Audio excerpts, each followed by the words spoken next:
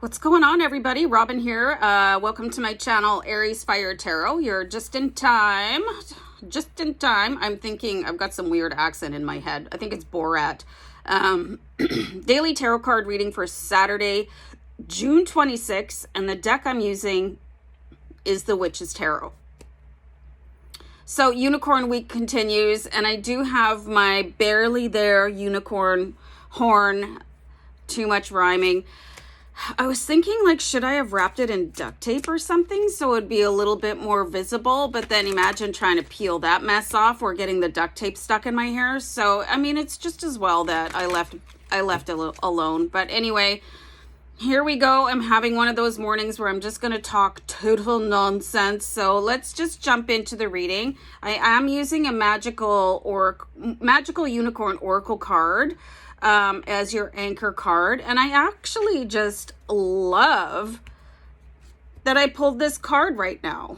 So if you follow me on Instagram or on my Facebook page, I do things on that social media that I don't post on YouTube, obviously. So I'm all about cats. I always post a happy Catterday post because I think they're hysterical. So today, we have the Curiosity card from the Magical Unicorn Oracle deck, and there's a cat in it. And you know what they say about curiosity and the cat, so I just thought it was a nice little synchronicity that a cat showed up. And this says, start a project related to something you're curious about. Okay.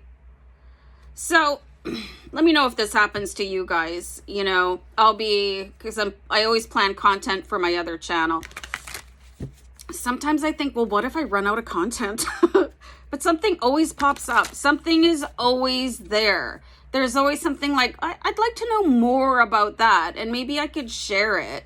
So right away, I'm thinking that one of the key things about starting new projects is shutting off your device, okay? Don't turn the TV on. Don't start doing whatever, gaming or whatever. You have to give yourself time to learn more, to know more, to do more, to feel more accomplished. My son put it, because I was playing Candy Crush quite a bit before I found a job, and he says, yeah, there's something about that false sense of accomplishment that comes when you win at a video game. And I was like, wow, I really felt that. It is a false sense of accomplishment to, binge watch a series or game yourself away all day long. You know what I mean? There's nothing to it. There's like, you've just wasted your day or your time. Like, not saying not to never do it, but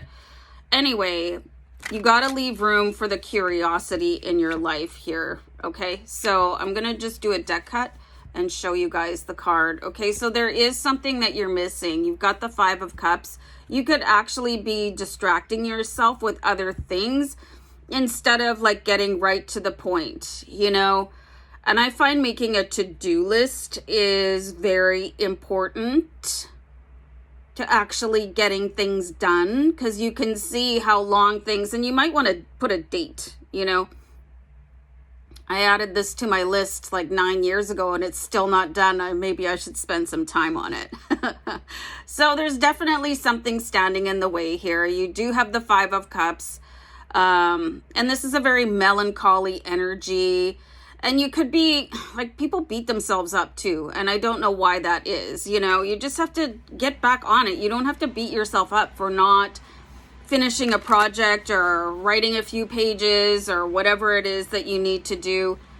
But definitely, if something piques your interest, if you see something, write it down so you won't forget about it later, and give yourself time, shut the TV off or whatever. Half an hour before bedtime and spend that time on it. Dedicate it. Like, wake up 10 minutes earlier. That's what I do in the morning if I have like extra readings or whatever.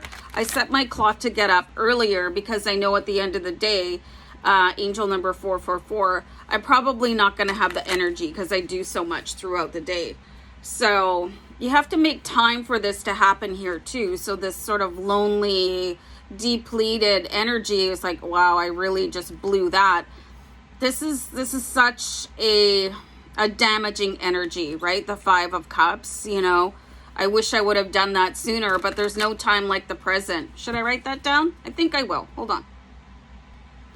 So I put this meme up on Instagram, must have been a couple weeks ago now, that said, you know, I'm really tired of under 40s lists. You know, I wanted to talk about authors that were published in their 60s, or people that, you know, whatever the accomplishment was later on in life, because I think that's a fairly unrecognized category, unless it's involving a lot of money, and people are so excited about money they can't wait to talk about it. But you could go and do a Google search for people that made huge success later in life, and it's very inspiring, because it's never too late to start anything. So let's pull another Witch's Tarot card here for you guys. So we've got the Lover's card. This is very interesting too. It's never too late to start over again in love, you know, and there could be someone holding you back from the past, you know, and there is quite a bit of melancholy here. So, I mean, the project that we're seeing here could actually be yourself, to get yourself back in shape to do whatever it is that you want to do. You know, if you want to, and I'm seeing a very strong romance here, obviously, because we've got the Lover's card. Maybe your marriage is on the rocks, or you guys are just drifting apart, or whatever. You've been single for a long time. Your last relationship or string of bad relationships, like mine was in the 80s, it was just so horrible that you don't have the confidence in yourself to start over again, or you just feel really sad about something. You can start over, you guys. You know, people do find love later on in life too. I'm saying that because I think a fair number of you are probably in the same age range as me. And even if you're not, like, people go through life thinking that everything has to be done by a certain age. I need to buy a house by this age. I need to reach this title in my company by that age, save this much money by that age. And that's just,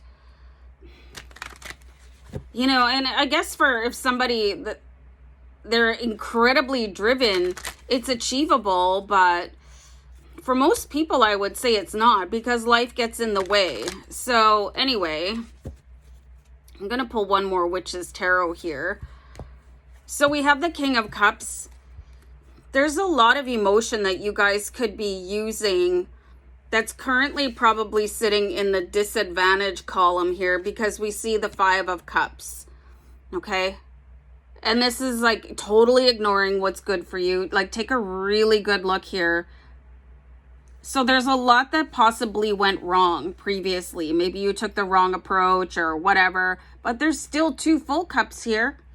You know, you could take those and keep on going on your mission, and eventually the mermaid does decide that it's time to pick them up and move on. And then the King of Cups, he's learned all the lessons all the way around the road here. He has learned that everything is an opportunity, how to control your emotions enough so that you can get to the point here where, hey, I want to try something new. I'm not too old. I'm not too young. I'm just at the right age. Everything is going to be fine.